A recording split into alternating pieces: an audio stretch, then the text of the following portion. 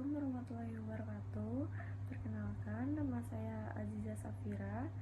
Saya adalah mahasiswa Ilmu Komunikasi UINJ angkatan 2020 kelas A dengan nomor presensi 08 dan NIM 1410620060. Di sini saya akan menjelaskan tentang deskripsi saya yang berjudul Komunikasi Interpersonal dalam Peningkatan Motivasi Kerja Anggota Organisasi BLM-PI Komunikasi UINJ.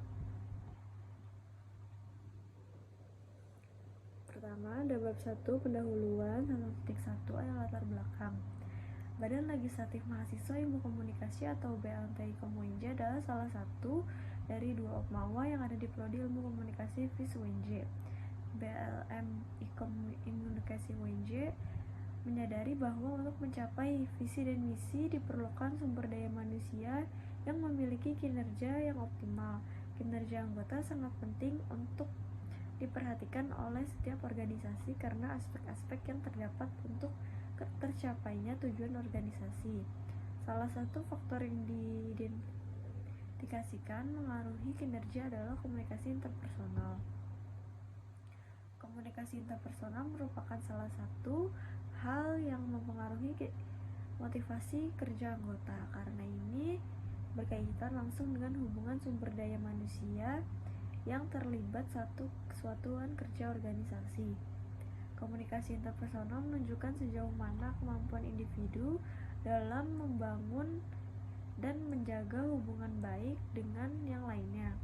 Melalui komunikasi interpersonal, anggota akan mudah dalam memperlakukan interaksi dengan anggota lain, mengenal satu sama lain sehingga berpotensi terjalinnya hubungan yang harmonis antar individu. Motivasi kerja anggota sangat penting bagi organisasi karena motivasi kerja anggota merupakan salah satu upaya dalam pencapaian tujuan organisasi itu sendiri. Motivasi kerja anggota BLM UINJ berada pada kondisi belum optimal dilihat dari tingkat komunikasi antar tim yang belum maksimal dan beberapa anggota BLM UINJ. Masalah komunikasi interpersonal ini tentunya harus mendapatkan perhatian lebih karena berdampak pada kegiatan operasional organisasi.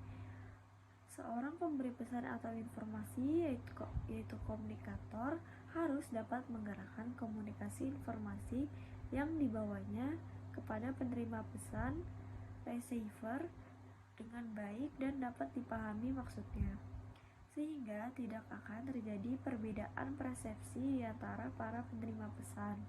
Dengan demikian, semua kegiatan operasional organisasi akan berjalan dengan lancar.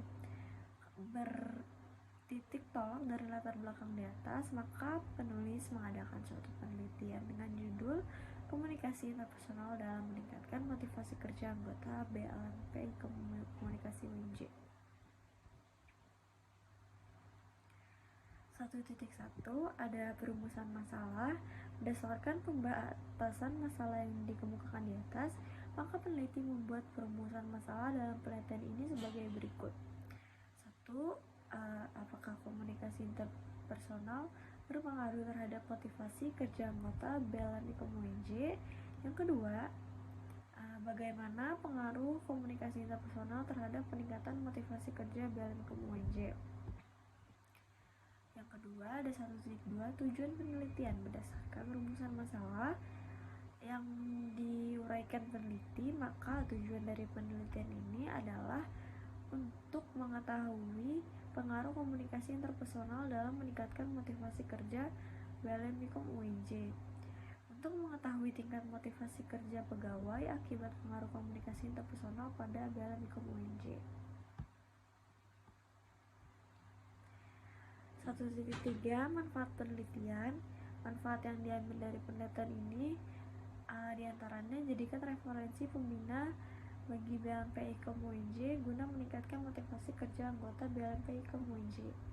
Yang kedua, ada sebagai bahan kajian untuk mengembangkan pengetahuan tentang pengaruh komunikasi interpersonal dalam meningkatkan motivasi kerja BLM-PI UINJ. Selanjutnya, bab 2 landasan teori. 2 2.1 Konsep komunikasi. Komunikasi mengacu pada tindakan oleh suatu orang atau lebih yang mengirim dan menerima pesan terdistorsi oleh gangguan atau noise. Terjadi dalam suatu konteks tertentu, mempunyai pengaruh tertentu, dan ada kesempatan untuk melakukan umpan balik. Dalam buku Komunikasi Antar Manusia, menurut Rudolf F. Verderder, mengemukakan bahwa komunikasi mempunyai dua fungsi.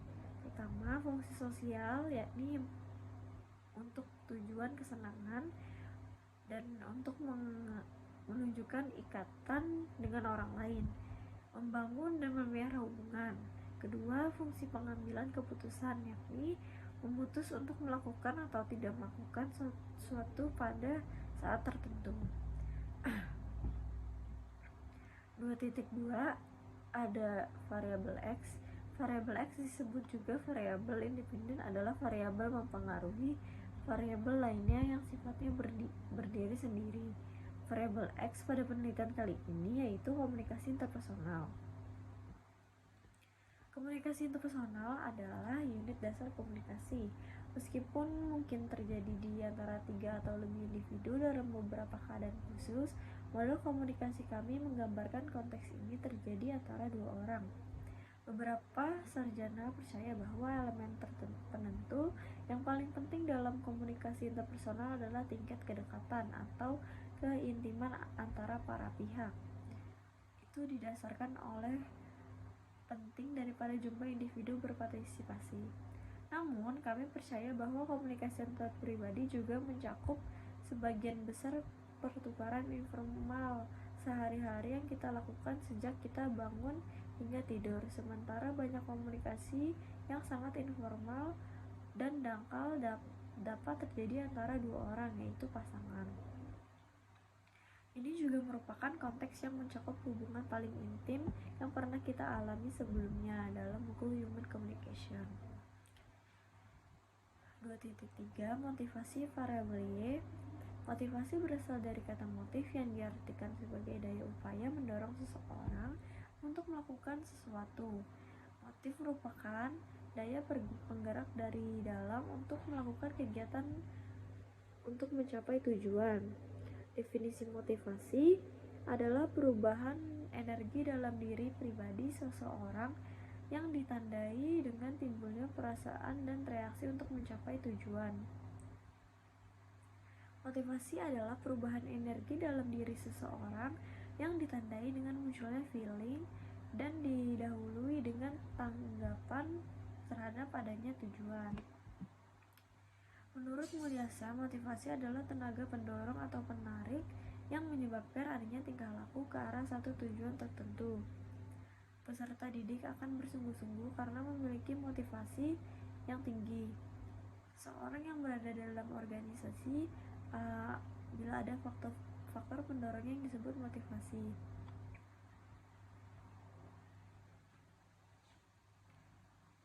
Jadi dapat disimpulkan bahwa motivasi adalah keseluruhan dari penggerak dalam diri sesuatu orang yang menimbulkan kegiatan yang menjamin kelangsungan dan memberikan arah pada kegiatan sehingga tujuan yang dikehendaki dapat tercapai.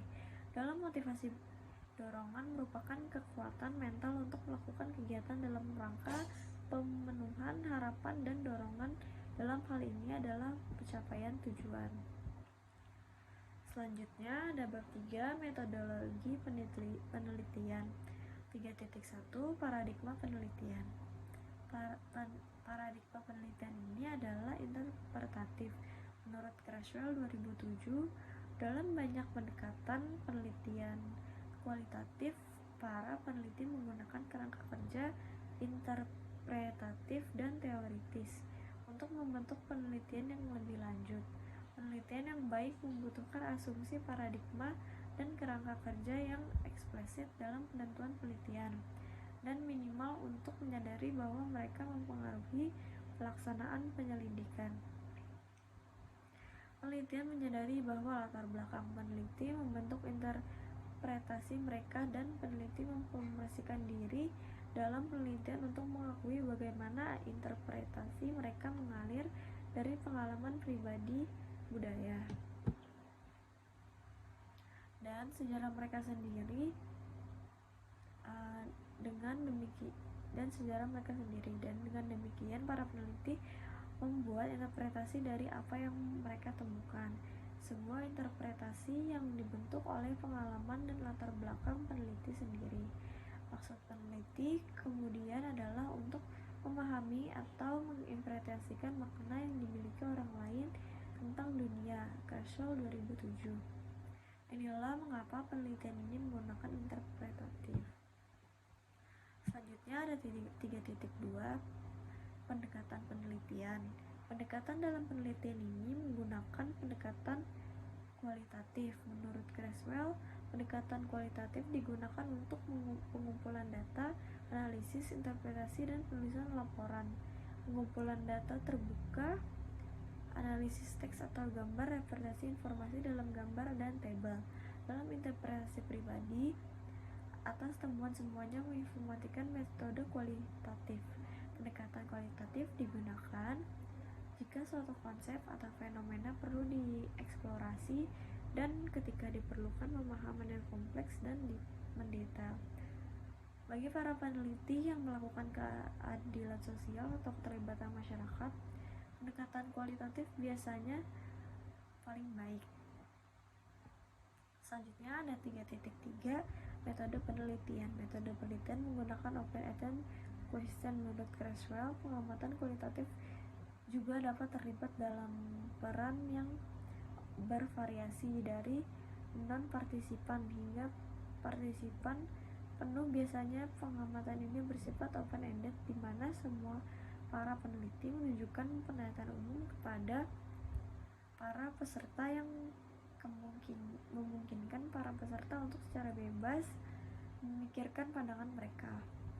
Dalam wawancara kualitatif, peneliti melakukan wawancara tatap muka dengan peserta wawancara, telepon atau terlibat dalam wawancara. Kelompok fokus dengan 6-8 orang yang diwawancarai setiap kelompok. Wawancara ini melibatkan pertanyaan yang tidak terstruktur dan umumnya terbuka, yang jumlahnya sedikit dan dimaksudkan untuk memperoleh pandangan dan pendapat dari para peserta. Selanjutnya ada 3.4 teknik penarikan informan. Penarikan informan menggunakan sampel jenuh, yaitu mengambil sampel dari semua jumlah populasi karena populasi yang sedikit. Jadi sampel penelitian ini adalah jumlah seluruh anggota BLM-IKUM UNJ. Selanjutnya 3.5 metode pengumpulan data. Pengumpulan data pada penelitian ini menggunakan wawancara dan observasi. Menurut Cashwell 2018, pengumpulan data kualitatif dapat diambil bentuk wawancara, observasi, dokumen, dan rekaman. Data kuantitatif dapat berupa data instrumen, daftar pengalaman, atau catatan untuk numerik seperti data sensus. Seperti yang dibahas dalam bab idealnya, yang dikunci dengan desain ini adalah pengumpulan kedua bentuk data menggunakan variabel, konstruksi, atau konsep yang sama atau paralel. Dengan kata lain, jika konsep harga diri diukur selama pengumpulan data kuantitatif, pengumpulan data yang sama dinyatakan proses pengumpulan data kualitatif seperti dalam wawancara terbuka. Data akan dikumpulkan mencakup minimal rekaman wawancara dengan informan menggunakan wawancara tatap muka dan observasi. Kondisi subjek penelitian sebagai pengamat dan membantu dalam tahap pengumpulan data. Selanjutnya ada 3.6 metode pengukuran data. 3.61 keabasan data. Dalam penelitian ini, metode menggunakan pengujian keabsahan data yang digunakan adalah triangulasi. Triangulasi adalah teknik menganalisis jawaban subjek dengan teliti kebenarannya melalui data yang tersedia. Menurut Sekarang dan Boji, triangulasi mensyaratkan bahwa penelitian ditunjukkan dari berbagai perspektif. Beberapa jenis regulasi yakni regulasi metode menggunakan beberapa metode pengumpulan dan analisis data. Regulasi data mengumpulkan data dari beberapa sumber atau periode waktu yang berbeda. Regulasi peneliti beberapa peneliti menggunakan data dan atau menganalisis data. Regulasi teori, berbagai teori dan atau perspektif yang digunakan untuk menafsirkan dan menjelaskan data. Regulasi merupakan teknik yang juga sering dikaitkan dengan validitas dan penelitian kualitatif, meningkatkan validitas penelitian dan juga dapat memberikan deskripsi mendalam tentang proyek penelitian. Selanjutnya 3.62 Reliability Coding. Menurut Babi 2017, selective coding berusaha untuk mengidentifikasi kode pusat dalam penelitian, yakni kode yang terkait dengan semua kode lainnya. Kode aksial dapat dikonstruksi sebagai aspek dari konsep yang lebih umum sesuai dengan kajian teoretik yang akan dikaji. Gagasan dari metode ini adalah bahwa pola-pola hubungan dapat ditelusuri dari pemeriksaan yang luas dan mendalam dari sejumlah besar pengamatan. Selanjutnya ada 3.7 metode analisis data. Menurut Creswell 2018, langkah-langkah analisis data dan metode yang digunakan termasuk menyajikan data, menafsirkannya, memvaliditasnya, dan menunjukkan potensi hasil penelitian berbeda dengan desain lain. Pendekatan kualitatif mencakup komentar oleh peneliti tentang peran mereka dan refleksi diri mereka atau disebut refleksivitas, dan tipe kasus dari strategi kualitatif yang digunakan selanjutnya. Karena struktur penulisan proyek kualitatif dapat sangat bervariasi dari satu studi ke studi lainnya, bagian metode juga harus menyertakan komentar tentang sifat produktif akhir penulis.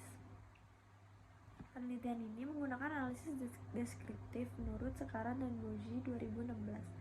Tujuan penelitian deskriptif adalah untuk memperoleh data yang menggambarkan topik yang diminati. Studi deskriptif yang dirancang untuk mengumpulkan data mendeskripsikan karakteristik objek seperti orang, organisasi, produk, atau merek.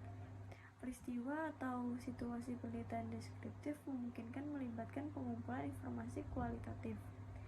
Selanjutnya 3.8 keterbatasan dan kelemahan penelitian. 3.81 keterbatasan penelitian. Keterbatasan yang ada dalam penelitian ini adalah penelitian ini memiliki ruang lingkup yang kecil. Penelitian ini hanya dilakukan dalam organisasi mahasiswa BLM IKOM UNJ. Selain itu, keterbatasan dalam penelitian ini hanya meneliti komunikasi interpersonal dalam meningkatkan motivasi kerja anggota BLM IKOM UNJ tanpa meneliti penyebab lainnya yang dapat meningkatkan motivasi kerja. Selanjutnya ada kelemahan penelitian. Penelitian ini banyak kelemahan dikarenakan adanya keterbatasan penulis. Kelemahan tersebut diantaranya adalah satu, sampel yang digunakan penelitian ini hanya dilakukan pada organisasi BLM IKOM UNJ, sehingga hasil didapat mungkin akan menimbulkan perbedaan apabila dilakukan di organisasi yang berbeda. Sekian presentasi dari saya. Wassalamualaikum warahmatullahi wabarakatuh.